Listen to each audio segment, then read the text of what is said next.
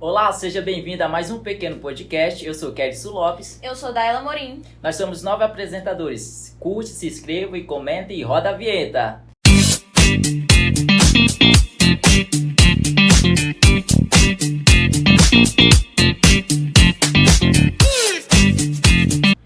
Hoje nós iremos receber o educador social William Roger Bente Soares, de 39 anos. Ele é formado em logística, pós-graduado em docência do ensino profissional, tem experiência de 10 anos no polo industrial e atua há 6 anos como instrutor de aprendizagem. Professor William, seja muito bem-vindo. É de extrema importância ter o senhor aqui. O senhor é um professor tão bom, tão educador. Professor, para quebrar o gelo, fala um pouco sobre o senhor. Olá, tudo bom? Kedson, Daila, é um prazer estar aqui com vocês, tá? É interessante, né? Conversar com jovens, falar para os jovens, principalmente nesse tema que é de suma importância no dia de hoje. Alguns anos atrás, depois de, como você falou, 10 anos de polo industrial, houve a necessidade de fazer uma palestra para a empresa de um colega, e aí eu gostei do assunto, né? Me interessei bastante pelo assunto, já que sou formado em logística. E aí houve a oportunidade de ministrar aula para aprendizes nessa área de logística. Então, como todo professor, depois que começa, se apaixona pelo ramo. Nossa, que legal, professor. Minha primeira pergunta para o senhor é: como trabalhar com tanto jovem aprendiz impactou a sua vida? É interessante, uma boa pergunta. Quando a gente vê o jovem iniciando sua carreira de trabalho, né, o dia a dia, a gente observa ele que ele tem sonhos, ideais, mas quando ele vai amadurecendo, depois de algum tempo já nessa área de aprendizagem, ele começa a mudar um pouco a sua trajetória, porque ele começa a ver realidades diferentes. Então ele começa a observar, buscar outros sonhos, buscar formações, querer se especializar, e isso é interessante. Para nós que somos educadores, isso é de suma importância, sentir que nós fazemos parte dessa mudança. Professor, quando o senhor vê um jovem se destacando assim, sabe, o senhor dentro de uma sala de aula vê aquele jovem bem interativo com o senhor, com toda a turma, qual é o prazer que sente assim no coração? Justamente é isso, é ver a evolução do jovem, né? O jovem hoje em dia, ele busca sempre novas oportunidades de crescimento. Então, quando nós observamos essa evolução, isso nos faz sentir que nós estamos no caminho certo como educador. Nossa, que demais, né, Daila? Muito. Eu tenho a minha pergunta. Conte alguma história sobre algum aprendiz que se destacou muito em uma empresa e como isso serve de exemplo para outros. Muito bem. Tinha um jovem alguns anos atrás, né, que ele não era muito interessado na aula, e aí de tanta gente questionar, chamar a atenção dele, ele resolveu aprender uma das disciplinas, né? E justamente era fazer cálculos manualmente. Hoje tem muito sistema, né? As empresas trabalham muito com tecnologia, mas não entendem muito da parte manual. Então um dia no seu trabalho comum faltou energia, e aí o líder reuniu todos ali, que não tinham como trabalhar, e aí resolveu perguntar quem conseguiria fazer o cálculo, já que o sistema fazia o cálculo automático para eles.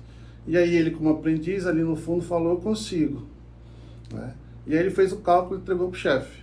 E aí o chefe olhou para ele e falou: passa no RH, você está demitido. E aí ele, no outro dia, me ligou, brabo: professor, o senhor me ensinou tudo errado, o que o senhor falou eu fiz lá e me demitiram, e agora? Aí me xingou, né? Claro que não vale falar os xingamentos agora, e desligou na minha cara. 10 minutos depois ele ligou novamente e falou: professor, eu lhe amo. Falei: o que aconteceu? Ele: não, o que o senhor me ensinou eu fiz lá e estava certo, eu fui contratado. Então ele reconheceu o meu esforço, reconheceu aquilo que eu estava aprendendo. Creio eu que o cálculo devia bem ser sobre a equação de segundo grau. Sempre os nossos professores, assim, tanto do nono, primeiro, terceiro ano, sempre falavam assim para nós: pega essa equação e leva, porque vai servir pro resto da sua vida. Não é mesmo, Dadai? Sim, e eu acredito que isso ajudou ele a acreditar mais no que ele aprendeu e no que ele estudou. E, inclusive, acreditar nos educadores dele. Muito bem. Professor, na sua opinião, o que mais as empresas esperam dos jovens aprendizes? É muito interessante, né? Porque essa profissão ela é nova, né? É dos anos 2000 para cá. Então, como o próprio nome diz, é aprendizagem. Então, o jovem vai estar ali para aprender. Então, que a empresa olha para os jovens, que ele aprenda e devolva frutos, né? Que ele participe ali do cotidiano da empresa, aprenda as funções para depois colocá-las em prática.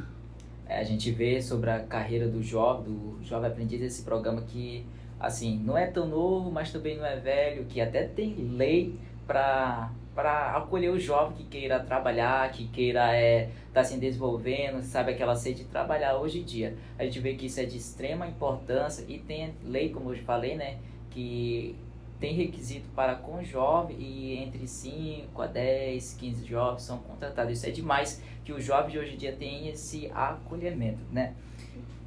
Tá. A minha próxima pergunta é: como um jovem aprendiz pode contribuir para a empresa? Justamente se destacando, né? Porque ele vai aprender, ele vai entender aquele ofício e depois ele vai colocá-lo em prática. E esse colocar em prática que muitas vezes é complicado para o jovem. Então, o que a empresa quer dele? Que ele aprenda e coloque bem e faça bem. O senhor falou sobre ele se destacar. Como um jovem pode se destacar para uma empresa? Isso, é ele olhar o que está em volta, né? O que eu falo muito para os meus alunos, que muitas das vezes nós nos preocupamos em fazer aquilo que não é mandado, esquecemos do que está em volta. Muitas vezes a gente aprendeu extra, aquilo a mais, aquilo que não está no meu ofício, pode fazer com que eu me destaque mais lá na frente. Bem interessante isso. Professor, tem uma pergunta bem, tipo assim, como eu posso ser contratado como jovem aprendiz e quais são os requisitos? Muito bem, né? Primeiro, tem que ter idade, né? De 14 a 24 anos, não pode ser menos, porque você só consegue tirar a carteira de trabalho a partir dos 14 anos, e nem pode ser a mais, porque você já é considerado pela lei adulto, né? Depois dos 24 anos você já é adulto, tá? Tem toda a documentação completa, né? Um bom currículo, né? Currículo sempre atualizado, e você entregar seu currículo aí nas entidades formadoras, empresas que estão contratando jovens aprendizes. Tem uma pergunta assim que não está no roteiro, mas eu queria perguntar ao senhor.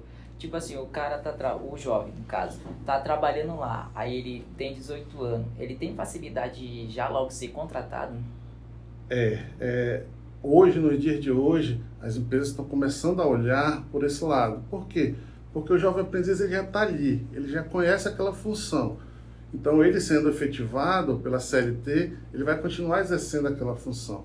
Porque se a empresa contrata alguém de fora, ela vai fazer todo o treinamento. E aquele jovem já está ali. Então, com a maioridade que ele pode ser contratado como jovem aprendiz, ele já está dentro da empresa, então ele tem uma vantagem sobre os demais. Que demais isso, né, Daíra? Muito bem.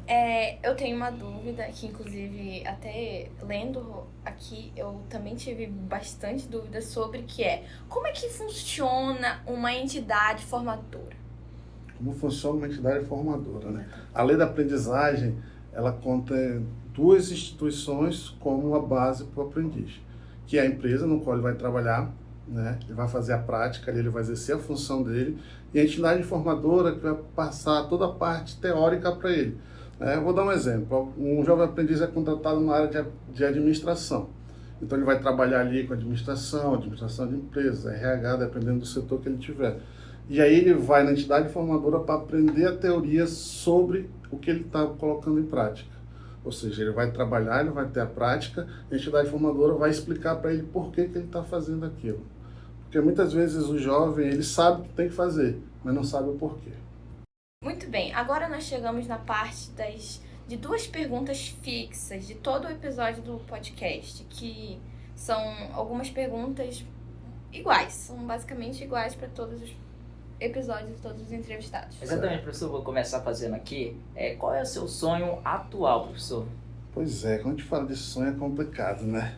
Mas eu vou fazer em duas partes, né? O meu sonho pessoal, né, é ter sempre saúde para cuidar da minha família e servir ao meu Deus, tá? É o que eu sonho hoje, tá? E a minha parte profissional pode ser até um pouco polêmico, tá? É que como eu trabalho na área, né, eu gostaria muito que os professores fossem mais valorizados. Infelizmente, hoje os professores são pouco valorizados. E o professor é a base de todas as outras profissões. Então esses são meus 2 sonhos. É realmente isso mesmo, né? Até mesmo nas escolas, nossa escola, tanto como uma entidade formadora, tanto na escola a gente vê os professores assim sendo desvalorizados para alunos. E o senhor falou de um aluno aí que se destacou no seu trabalho, no trabalho lá, nas contas que ele fez. Então isso a gente vê, né, que aquele jovem valorizou o seu tal professor. Muito bem. Seguindo a sua pergunta, o senhor falou sobre como educador. Qual o seu sonho para os jovens? Para os jovens, né? Exatamente. O que eu sonho para os jovens também pode ser polêmico, né? Que eles acordem, né? E que eles possam valorizar o talento que eles têm.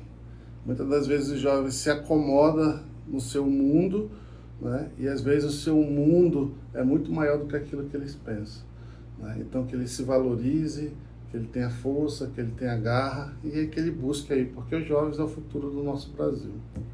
Realmente.